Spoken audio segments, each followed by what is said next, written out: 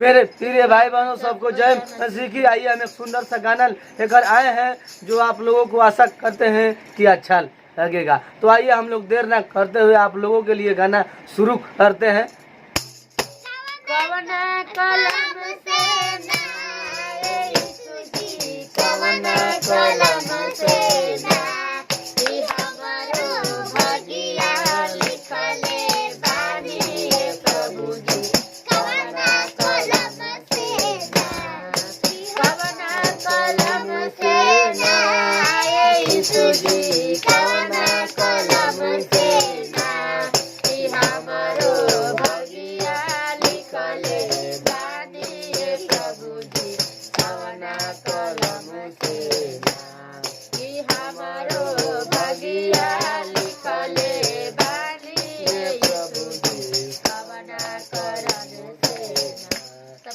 सबको जय मसीह।